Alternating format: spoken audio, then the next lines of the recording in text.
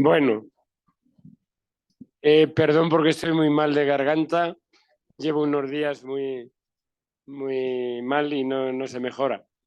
Pero vamos entonces con esta ya octava meditación de nuestros ejercicios más que anuales. Y el tema de hoy es muy bonito porque se pregunta el Papa por qué estamos desolados. Cuando uno está desolado, está triste, está pues como que no tiene ganas de nada. Esa es la desolación, ¿no?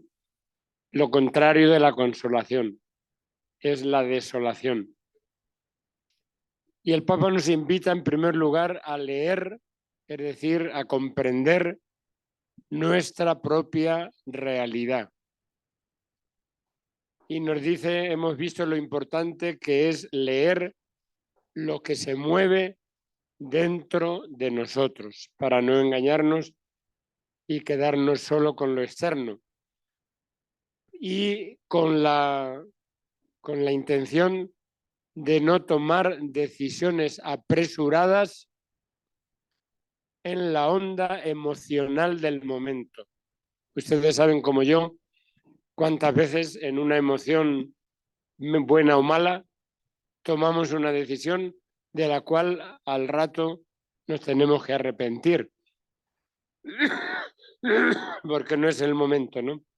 Es decir, primero nos toca leer, comprender. Leer es darnos cuenta, caer en la cuenta de leer qué sucede, qué nos está sucediendo, para después tomar decisiones.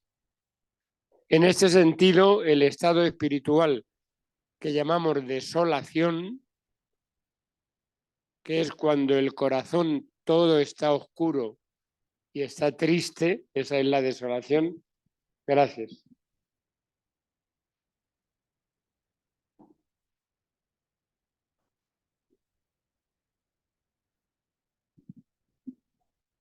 También puede ser una ocasión de crecimiento.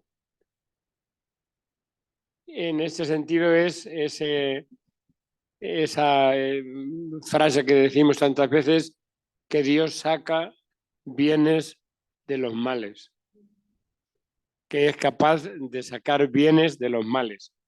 Y la desolación es un mal, pero también de la desolación puede sacar Dios bienes.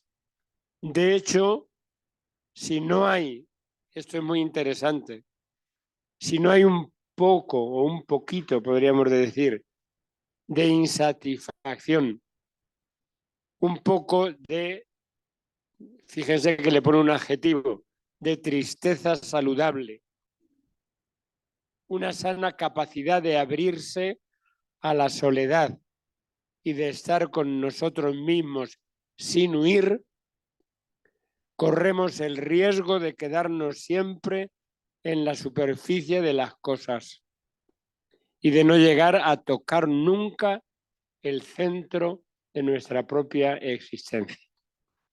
Es decir, cuando todo nos va color de rosa, puede ser que no lleguemos nunca a ahondar en lo que realmente llevamos en el corazón y en lo que realmente nos está pasando.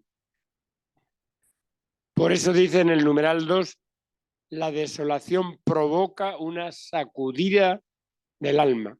Es como una especie de despertador del alma. Cuando uno está triste, es como si el alma se sacudiera. Y en ese sentido nos mantiene despiertos. La vigilancia y la humildad, que es muy importante. La humildad es la verdad. La humildad es la verdad. Y en ese sentido, esos momentos que tenemos un poco más de desolación pueden ser una ocasión muy propicia para la humildad en el sentido de la verdad. Y nos protege, esto es muy importante, y nos protege del viento del capricho.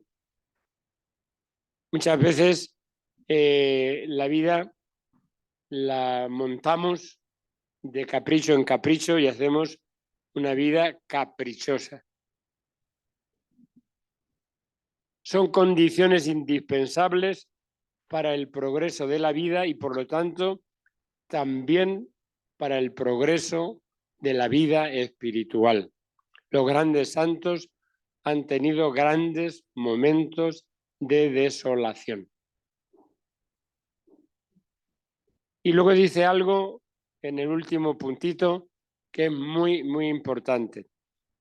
Una serenidad perfecta, pero aséptica, es decir, sin sustancia, eso es aséptico, sin sustancia, nos deshumaniza cuando la convertimos en el criterio de nuestras opciones y de nuestro comportamiento. A veces podemos estar en una serenidad, pero una serenidad sin sustancia. La sustancia, que es el darle importancia, el darle lo que cada acontecimiento de la vida se merece, en ese sentido es una serenidad con sustancia. Cuando uno está sereno, a pesar de un momento malo, a pesar de una situación adversa, eso es una serenidad buena. El Papa dice esa especie de serenidad de quien es sereno porque no le afecta absolutamente nada de lo que tiene alrededor, ni bueno ni malo. Y entonces es, pues eso, como si no sintiera, como si no reaccionara. No podemos dejar a un lado en la vida espiritual los sentimientos. Somos humanos y el sentimiento es una parte de nuestra humanidad. No somos solo mente, sino que somos también corazón. No nos movemos solo por lo que pensamos con la mente, sino por lo que pensamos con el corazón. Decía un gran filósofo del siglo XVIII, Pascal, el corazón tiene razones que no las comprende la mente. Pero fíjese que le dice razones. Corazón tiene razones que no las comprende la mente. Sin entender los sentimientos, el afecto, el amor, la acogida, todos esos sentimientos que nos vienen en la vida, seríamos, dice el Papa, deshumanos. No dice inhumanos, inhumanos sería, pero deshumanos, es decir, no nos pareceríamos a un ser humano, sino que seríamos otra cosa, ¿no? Sin vivir los sentimientos, seríamos también indiferentes al sufrimiento de la gente, por ejemplo, ¿no? Y el corazón se hace duro sin los sentimientos, ¿no? Hay que tener en cuenta que la así llamada perfecta serenidad no se alcanza por este camino de la indiferencia. Eso no va conmigo. Me acuerdo que cuando vino un obispo nuevo a mi diócesis, lo acompañaba yo para ver a los curas, y un cura ya mayor le dice: señor obispo, le voy a dar un consejo. Cuando venga alguien a verlo y le empiece con problemas, y le empiece con líos, y le empiece, usted por dentro se dice a sí mismo: eso no va conmigo. Eso no va conmigo, eso no va conmigo. Y termina el otro, dice, y termina el otro poniéndose nervioso y usted se queda tan tranquilo. Pues esa es la indiferencia. Entonces, no es el camino de la indiferencia de decir a mí qué, a mí qué, a mí qué me importa, a mí qué me... No, ese camino no va a ninguna parte.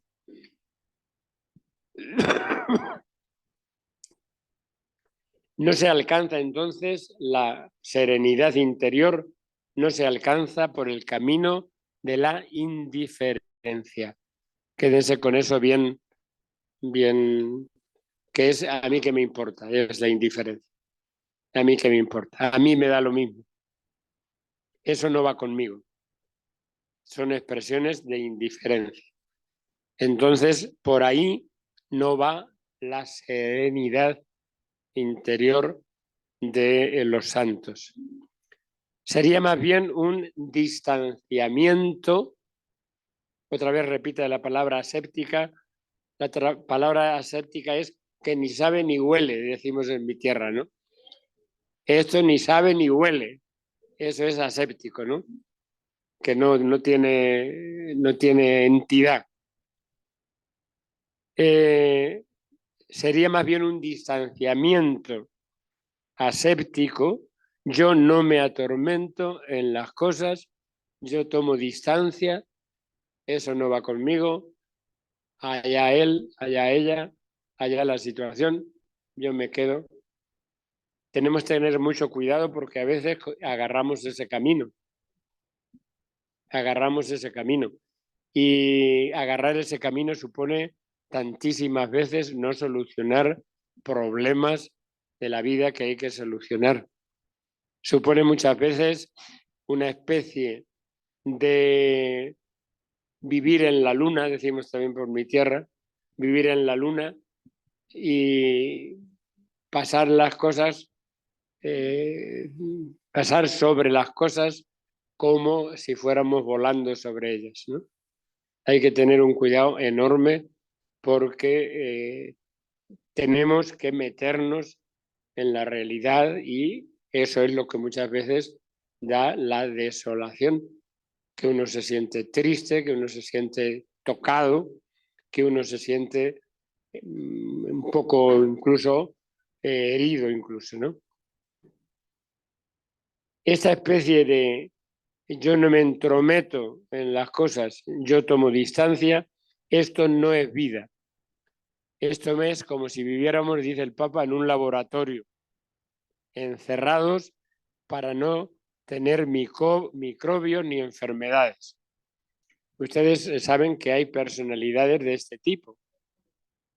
Hay personalidades de este tipo, ¿no? Que es el encerramiento, no el encerramiento por sí mismo, sino el encerramiento como defensa de tener que afrontar situaciones, momentos más duros, momentos más difíciles.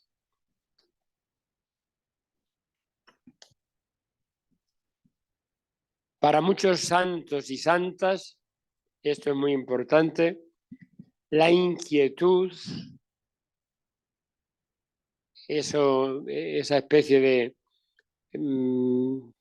movimiento interior que nos tiene a veces un poco en vilo, por dónde voy, por dónde tiro, por dónde respondo, por dónde, qué camino agarro.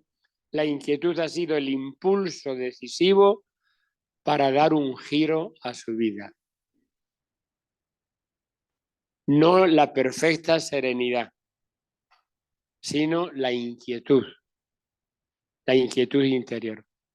Entonces, sentir inquietud interior puede ser camino para la santidad.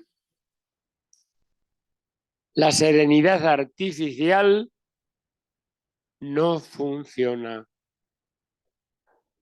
Y ustedes saben como yo que hay mucha gente que quizás lo está pasando muy mal, pero lo disimula perfectamente.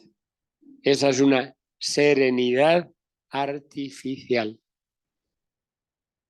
Y la serenidad artificial no funciona, mientras que la sana inquietud es la buena. El corazón inquieto, el corazón que trata de buscar camino. Y aquí tienen, es donde decía Blanca, el ejemplo de algunos santos, pone 3 o 4. San Agustín, que vivió en una vida pues ahí en esa indiferencia total y que en un momento se da cuenta que por ahí no va a ninguna parte. Y entonces llega a comunicar y a decir: nos hiciste, Señor, para ti, y nuestro corazón está inquietud, hasta que descansa en ti. Y era el mismo San Agustín el que decía: para acercarse a Dios hay que ampliar el deseo. Y Edith Stein, que es la patrona de una de nuestras sedes, ya saben, era judía, pasó por un momento largo de ateísmo judío y se convierte, fue enfermera en los campos de concentración, pero se convierte, está también entonces como rehén en los campos de concentración, por fin logra salir y se hace religiosa carmelita. Y también, sobre todo para la mujer, tiene una cantidad de reflexiones que les pueden ayudar enormemente.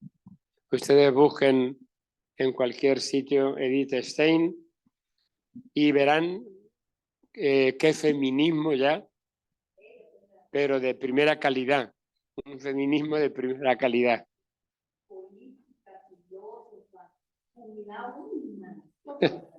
Sí, es un referente muy importante para la mujer y para ver cómo puede ser una mujer de arriba a abajo siendo muy mujer, O Carlos de Foucault, que les pasó eso, el corazón inquieto que trata de buscar el camino. Y cuando la inquietud es verdadera, el encuentro con Jesucristo, camino, verdad y vida, se realiza. Cuando no hay inquietud de buscar camino, porque uno está contento ya con el suyo, no hay ese momento que se pasa en Edith Stein, por ejemplo, incluso de ateísmo. En Agustín, años sin plantearse el problema. Pero no le faltó la sana inquietud. Entonces, en ese sentido, cuando hay que animar o convencer a una persona, hay que ir justamente por crearle la inquietud. Yo digo muchas veces que el anuncio de Jesús viene después de que hayamos con nuestra vida, con nuestro testimonio, provocado la pregunta. A veces hay respuestas que son a preguntas que no se hace la gente. Y en este sentido, yo creo que les decía el otro día, en el muro de una casa, pasándome un día allí por la parroquia, vi una escritura que era seguro, evangélica, que a Jesús es la respuesta. Y alguien le puso por debajo: ¿y cuál es la pregunta? ¿Cuál es la pregunta? Entonces, en ese sentido, también estando en mi tiempo de Cáritas, vino un paquete en correos, así redondo, muy largo. Nadie lo abría y lo abrí. Y era un mono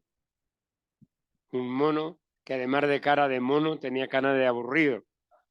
Estaba con la cabeza sobre las patas delanteras, los ojos así en blanco, y ponía la escritura, decía: ahora que me sé la respuesta, se me ha olvidado la pregunta. Entonces, en este sentido, la conversión, el animar a la gente a acercarse a Jesús, tiene que ser creando antes la inquietud y sacando a flote esa inquietud. Porque cuando nosotros hacemos un paso, como es la conversión, es justamente buscando algo o alguien que dé sentido a una serie de preguntas que llevamos en el corazón que nadie ha sido capaz de respondernos. Y en ese sentido no podemos olvidar tampoco nosotros nunca nuestras propias preguntas. No podemos ser solamente como misioneros, como misioneras, como apóstoles, no podemos ser simplemente gente de respuestas, sino que tenemos que ser gente también de preguntas. Entonces, la pregunta la compartimos todos. Todos tenemos preguntas. La cuestión es cómo suscitarla, la respuesta personal, para que quien tiene la misma problemática de preguntas vea en nosotros la respuesta a lo que va buscando. Ese es el secreto. Bien,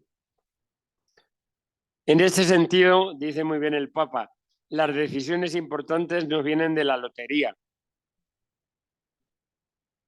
Tienen un precio y ese precio hay que pagarlo. Es un precio que tienes que pagar, dice, con tu corazón.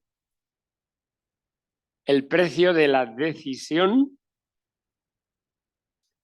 el precio de afrontar un poco de esfuerzo, es decir, de no dejarse llevar solamente por lo que es cómodo, por lo que no me exige nada, por lo que no me...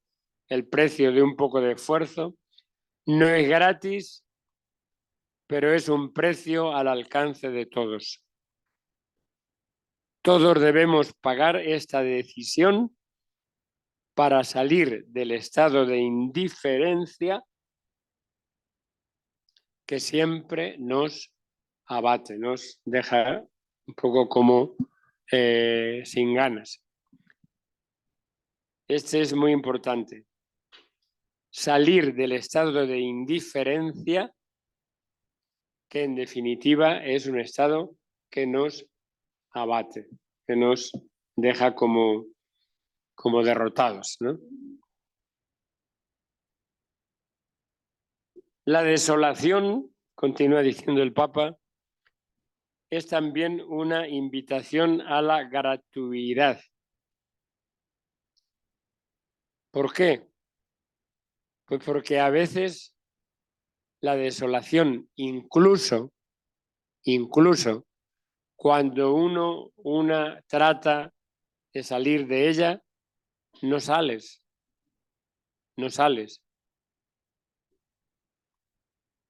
Por lo tanto, no actuar siempre y solo en vistas a tener una gratificación emotiva. Qué bien me he sentido, qué bien me ha caído, qué bien no actuar siempre esperando una gratificación afectiva. Y segundo, estar desolados nos ofrece la posibilidad de crecer. ¿En qué aspectos? iniciando una relación más madura, más hermosa con el Señor y con las personas a quien queremos. Sería un poco, por decir de alguna manera, voy a quitar esto que hace calor.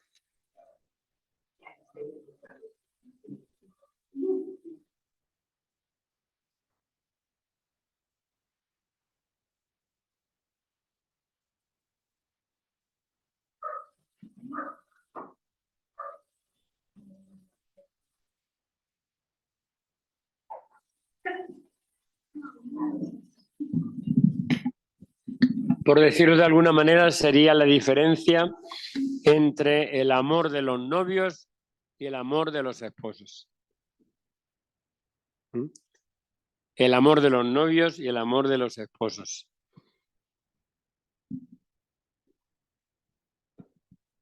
De iniciar una relación más madura, más hermosa con el Señor, con las personas que queremos, una relación que no se reduzca al mero intercambio de dar y tomar. Y hace un ejemplo muy bonito y muy comprensible. Pensemos, dice, por ejemplo, cuando éramos niños, cuando eran ustedes niñas y yo niño.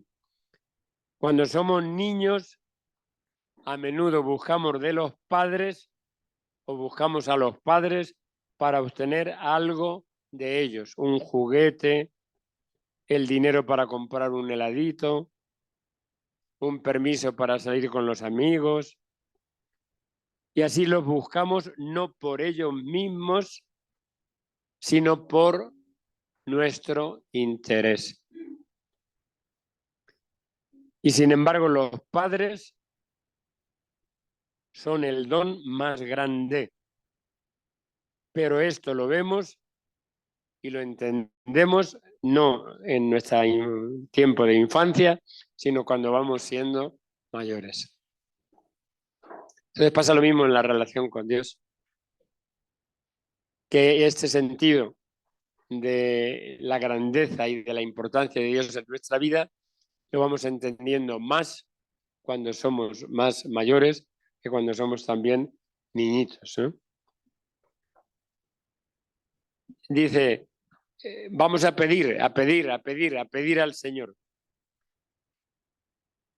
El Evangelio señala que Jesús a menudo estaba rodeado de mucha gente que lo buscaba para obtener algo,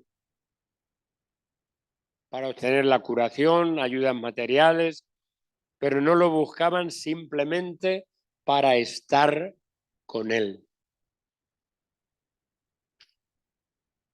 Estaba apretado por las multitudes y sin embargo a veces estaba solo.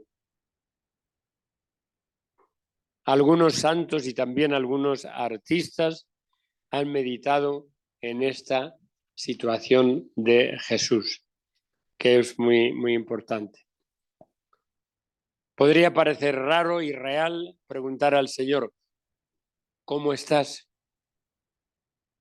Y sin embargo, es una manera muy hermosa de entrar en una relación verdadera y sincera con su humanidad, con su sufrimiento y también con su soledad singular.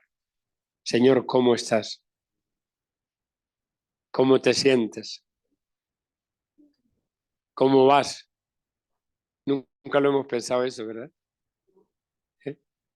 Señor, ¿cómo estás? ¿Cómo estás?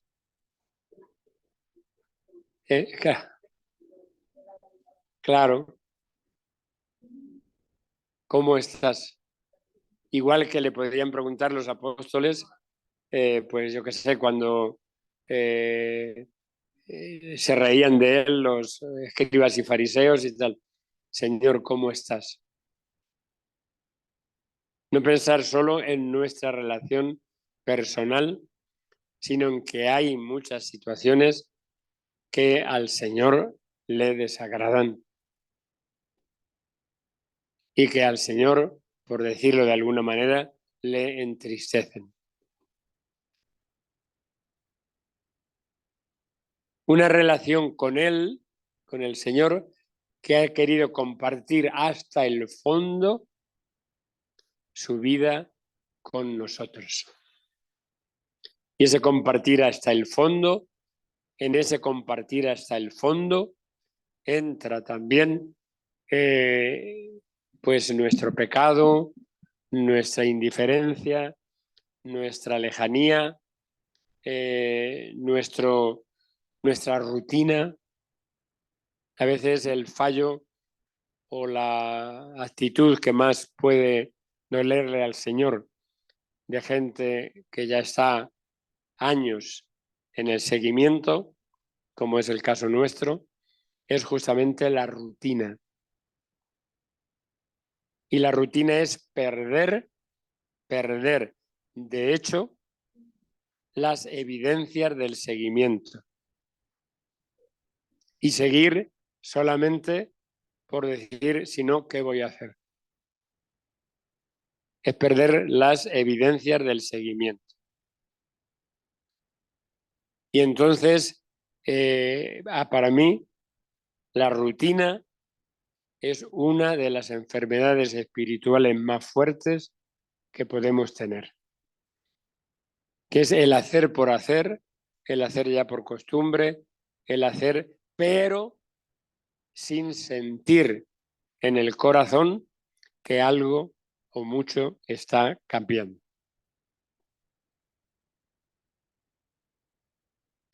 Por eso dice, nos hace mucho bien aprender a estar con Él, a estar en el Señor, sin otro fin, sin otra finalidad, sin otro interés.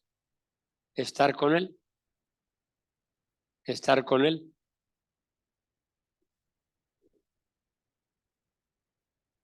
Nos hace mucho bien, entonces, aprender a estar con Él, a estar con el Señor, sin otro fin. Exactamente como nos sucede con las personas a las que queremos. Estar con ellas sin pensar que vamos a recibir no sé qué cosa, no sé qué premio, no sé qué. Estar con ellas porque deseamos conocerlas cada vez más, porque es hermoso estar con ellas. Pues en este sentido, está bien y no hay que descartarla, la oración de petición. Está bien. Pero la oración de petición puede convertirse en una oración utilitaria. Hay otro tipo de oración, que es la oración de los místicos, de un San Juan de la Cruz, de una Teresa de Jesús, de una Teresita del Niño Jesús, que es simplemente estar con Él.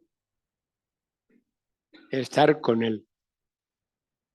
No estar con Él para que me des, para que me des, para que me des, para que me des, sino estar con Él. Y en esa oración mística, los místicos, pues ya digo, un San Juan de la Cruz, una Teresa de Jesús, entraron ya aquí en la intimidad misma de Jesús. Y uno los lee y dice, pero esto es que se conocían de verdad, ¿no? Se conocían de corazón.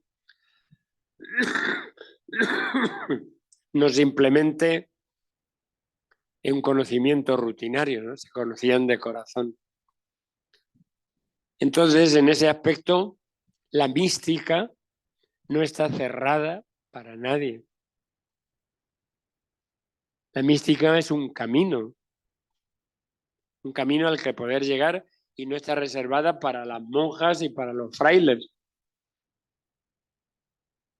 Puede haber un matrimonio con una mística en el seguimiento de Jesús total. Y puede haber una esposa y una mamá con una mística total, ¿no? Entonces, es ir dejándose hacer por el Señor. Dejándose hacer por el Señor. La vida espiritual no es una técnica a nuestra disposición ni un programa de bienestar interior que nos toca a nosotros programar. La vida espiritual es la relación con alguien que vive, un viviente, Jesús resucitado, no es un recuerdo del pasado, es el viviente que no podemos reducir a nuestras categorías, sino que en ese sentido es, con relación a nosotros, envolvente. Por lo tanto, la relación en la oración con Jesús es una oración que no es recordatorio, sino que es presencia. Es presencia. Porque Jesús no es el héroe, el gran héroe que vivió, que dio su vida, que se entregó y que por lo tanto lo recordamos como los grandes héroes, sino que es el que vive porque resucitó. Y como resucitado no es el difunto más grande que fundó como si hubiera fundado una empresa, pero se murió, sino que es el viviente en medio de nosotros. Y como viviente en medio de nosotros, somos capaces, o tenemos la oportunidad, mejor dicho, y somos capaces, con la gracia de Dios, de entablar una relación con Él como la entablaron en la historia de la espiritualidad los místicos y las místicas, que casi como que lo tocaban,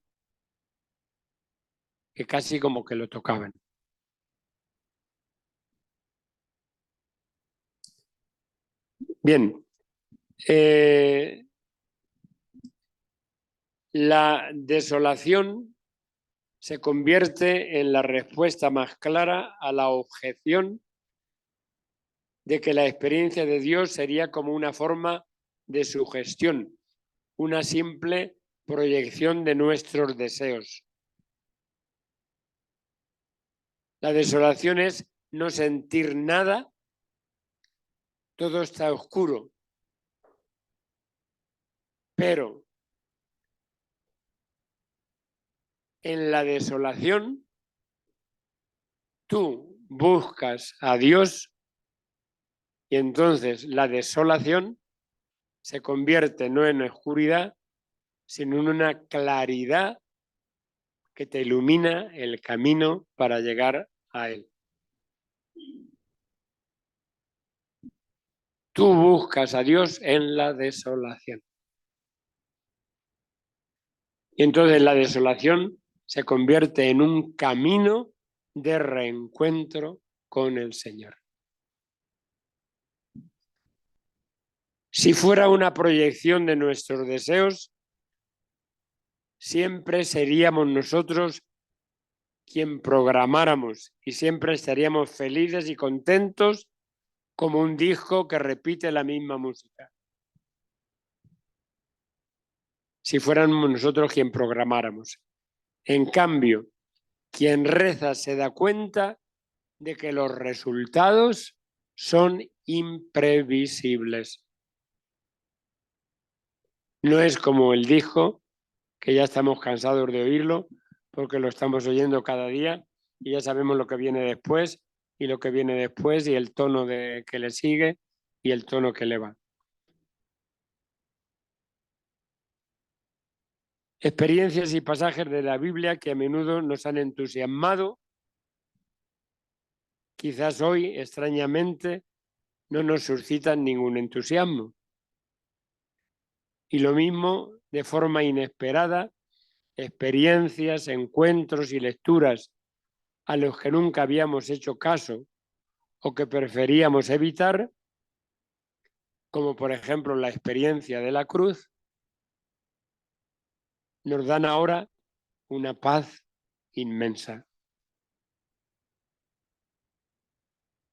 Esto quiere decir que nuestra vida espiritual no llega nunca, nunca a su término final hasta que no nos encontremos cara a cara con el Señor. No podemos decir, yo es que ya he llegado, yo ya he llegado donde iba, yo ya no tengo más que hacer, yo ya no tengo más que esforzarme, yo ya no tengo más, yo ya tengo donde iba. Mentira. Nuestra vida espiritual está siempre, siempre en camino hasta que nos llegamos al encuentro definitivo con el Señor. Y en ese sentido, vuelvo a repetirles, la situación mística de los místicos es una especie de encuentro, en ese sentido final, anticipado. Esa es el místico, esa es la mística. Una especie de encuentro final anticipado ya en esta vida.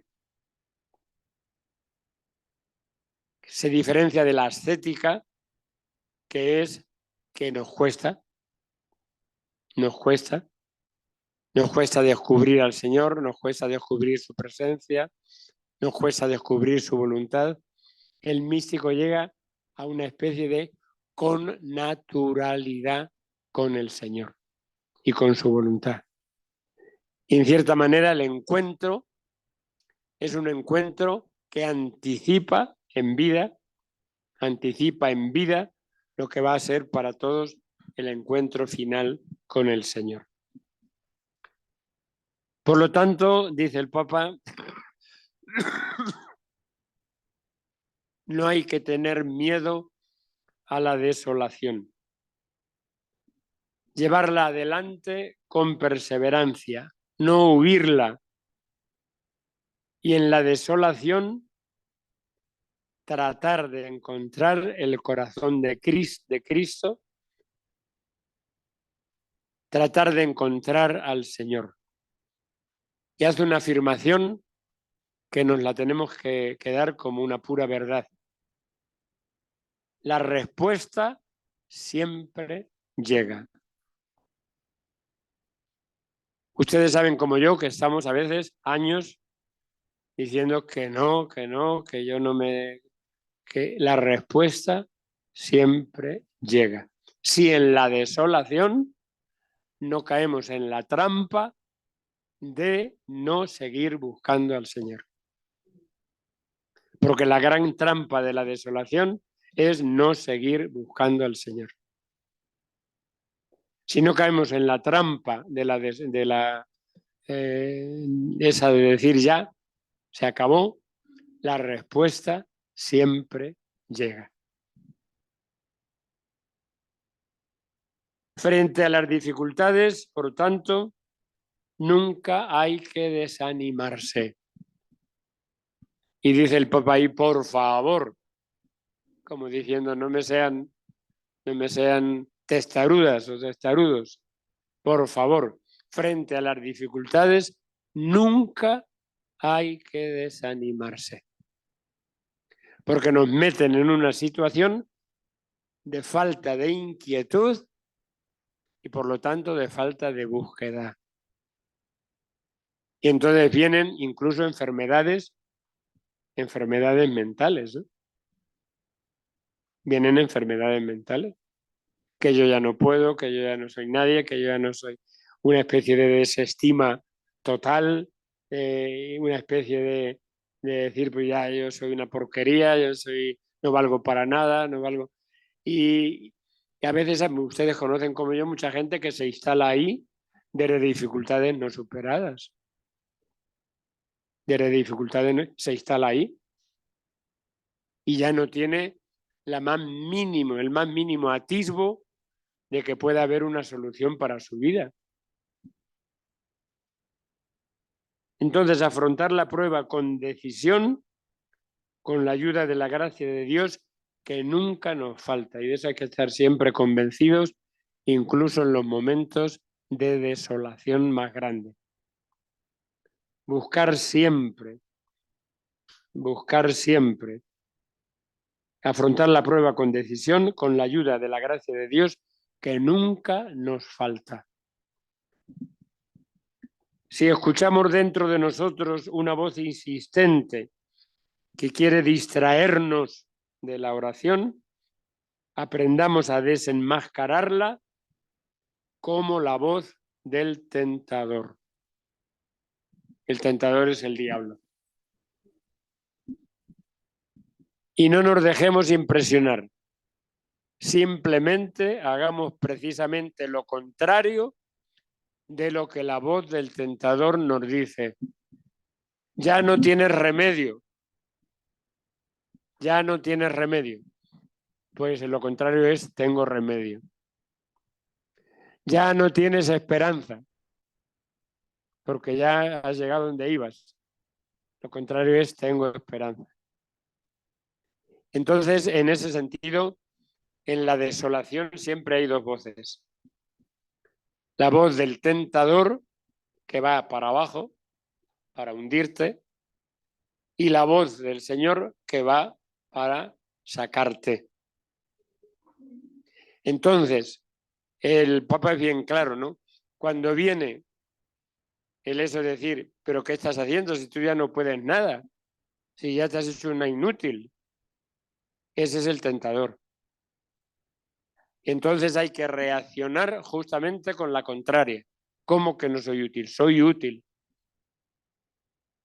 Y intentar entonces buscar desde ahí lo que es la voluntad del Señor y la voluntad de Dios.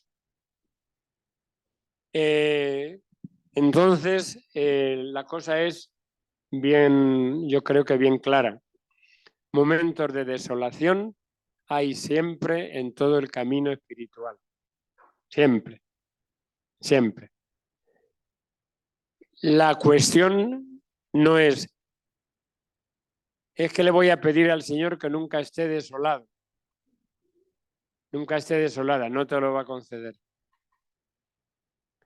La cuestión es que ya sea en desolación, ya sea en consolación, el punto de agarre, el punto de enganche es siempre, siempre Él. Siempre, siempre Él. Y en ese sentido, como dice el Papa, la respuesta siempre llega. A veces nos impacientamos, a veces decimos, pero ya me está mucho tiempo metido en esta situación que no levanto cabeza, que no, ya es mucho tiempo, ya es mucho tiempo, ya es mucho tiempo. Entonces, ese remedio que el Papa da de decir, piensa en lo contrario, es bueno. ¿Y qué es esto para toda una eternidad? ¿Y qué es esto para un siempre? ¿Y qué es esto para...? Entonces, ahí se requiere una fuerza muy grande de arraigo en el Señor. Si no hay un arraigo fuerte en el Señor, cualquier desolación, por pequeña que sea, nos hunde. Nos hunde. La desolación es un desconsuelo interior, una tristeza interior, un decir esto ya no tiene sentido. Esa es la desolación, ¿no? Si no estamos fuertemente arraigados en el Señor, cualquier desolación nos hunde. Si estamos arraigados en el Señor, toda desolación puede ser principio de un arraigo mayor. De un arraigo mayor. Y entonces, en ese aspecto, hay algo que es muy claro. Y lo hemos experimentado muchas veces, cómo la desolación se convierte en consolación. Y cómo la tristeza se convierte en alegría. Y cómo la pena se convierte en gozo. Entonces, esa es la realidad. Y lo que no podemos, y con este capítulo de la desolación, lo que no podemos hacer es tomar la desolación como un estado permanente. Tomar la desolación como una forma de vivir. Tomar la desolación como decir, yo no puedo otra cosa sino estar desolado, porque son muchos los problemas, porque son muchas las situaciones, porque son muchos. Entonces lo mío, mucha gente dice, lo mío es sufrir y ya está. Lo mío es sufrir y se acabó. Entonces atentos, atentas, porque justamente es en esos momentos, podemos decir, últimos, es donde arranca una adhesión al Señor mucho más fuerte que cambia la desolación en consolación. Y pudiéramos decir algo, ¿no? Que pues le tememos todos de una manera u otra al momento de la muerte. Y la muerte puede ser la mayor, por así decir, desolación. La mayor desolación. Y entonces puede estar influyendo a veces negativamente en la propia vida. Y muchas veces dice, pero ¿para qué haces eso si luego te vas a morir como todos, ¿no? Entonces, justamente en este sentido de la consolación y la desolación, hay que meter también la actitud frente a la muerte. La muerte, dice el prefacio de la misa de difuntos, la muerte de los gentiles, creemos, no termina, se transforma. Y terminada esta morada terrenal, adquirimos una morada en el cielo. Entonces, en ese sentido, incluso la gran desolación de la muerte se convierte no en un final, sino en un paso. Hay un canto muy hermoso de Canto a la Piedra, me parece que es, tú nos dijiste que la muerte no es el final del camino, que aunque morimos no somos carne de un ciego destino.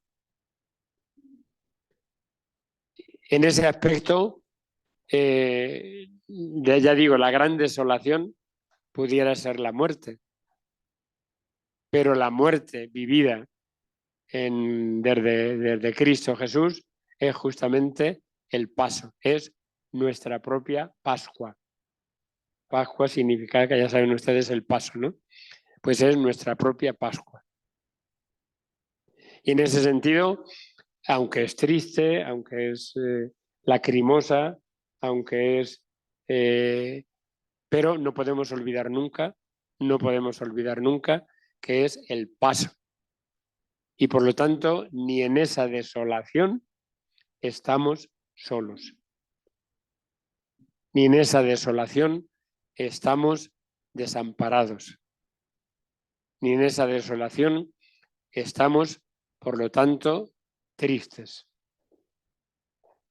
Y ya saben ustedes que los santos y las santas ansiaban justamente el encuentro vivo y de tú a tú con el Señor, que pasa porque se deshaga esta morada terrenal, ¿no? Pero nosotros a veces estamos tan agarrados a la morada terrenal, que decimos qué bien se está aquí, hagamos 3 tiendas, ¿no? Qué bien se está aquí, hagamos 3 tiendas. Y entonces la muerte la consideramos como el bicho más malo que puede haber en la vida. Y los santos la ansiaban. Los santos la ansiaban. San Pablo mismo dice, quiero morir para estar ya con él. Entonces este capítulo de la desolación trata una raíz muy fuerte de la fe. y una raíz muy fuerte de la fe, sin la cual la fe puede convertir la vida en un sinsentido. Entonces, para que no sea un sinsentido, la vida y la muerte, el agarrarse y hacer raíces más fuertes en la fe en concreto, en la resurrección, es primordial. Es primordial. Y es verdad, pues, que nos pesa la vida, nos pesan los años, nos pesan las enfermedades, nos pesan las contrariedades, nos pesan. Pero, decía San Pablo también, no tenemos aquí ciudad permanente. No tenemos aquí ciudad permanente. Si alguien no se hubiera muerto, diríamos, vamos al médico que lo curó y ha hecho que tenga ya todos los años que llevamos, 2023, ¿no? Pero sabemos que no. Entonces, no es una respuesta, digamos, infantilmente consoladora, sino que es justamente desde Jesús una respuesta a una realidad que es justamente nuestra finitud. Y es una respuesta no simplemente para consolarnos, para decir así podemos ir tirando mejor, sino una respuesta de anhelo, de anhelo. Y ese anhelo, es decir, los santos anhelo estar ya con el Señor. Entonces, en momentos de desolación, que pueden ser muchos, anhelo estar ya con el Señor. Pues esta meditación es una meditación muy seria, porque toca un aspecto muy importante para dar sentido hondo a la vida. Y ahí los santos pues son los que nos dan un ejemplo enorme de no apego justamente a los bienes terrenos, y dentro de los bienes terrenos se incluye también la vida. Entonces, vivirla de tal modo que su fin no sea la nada, sino que su fin sea el encuentro con Jesús y la vida plena para siempre.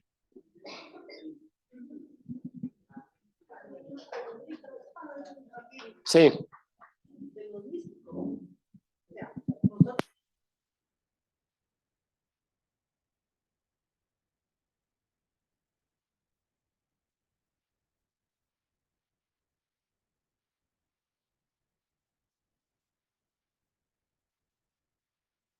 En contemplación, o solo lo puedo sentir en contemplación con él, o solo porque a los santos se les apareció, pero a mí no se me va a aparecer. Entonces yo quiero oír qué me dice, cómo va.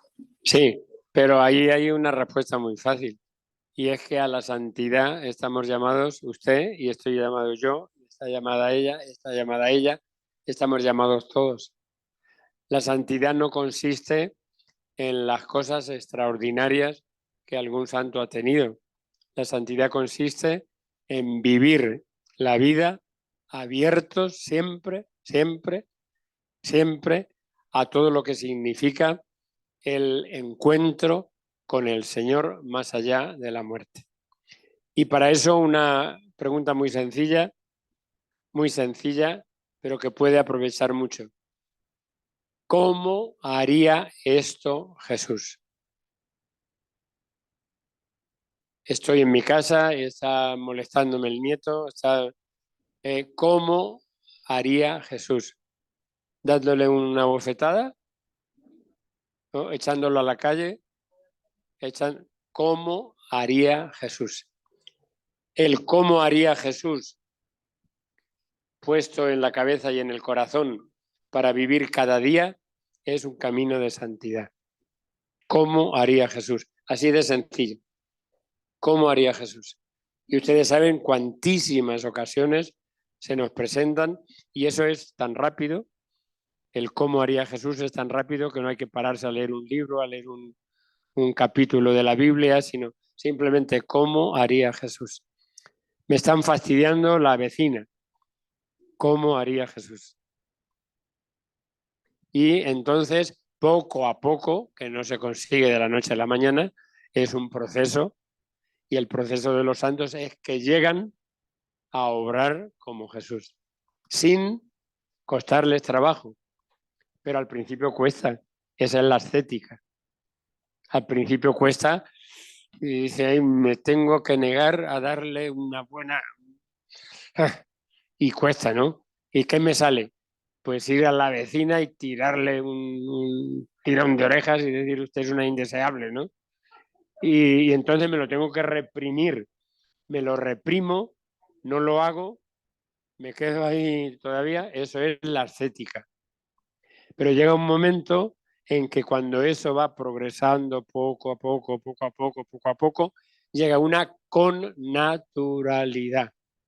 ¿Y qué le pasa al santo, a la santa? Que ya le sale el como Jesús, le sale sin darse cuenta.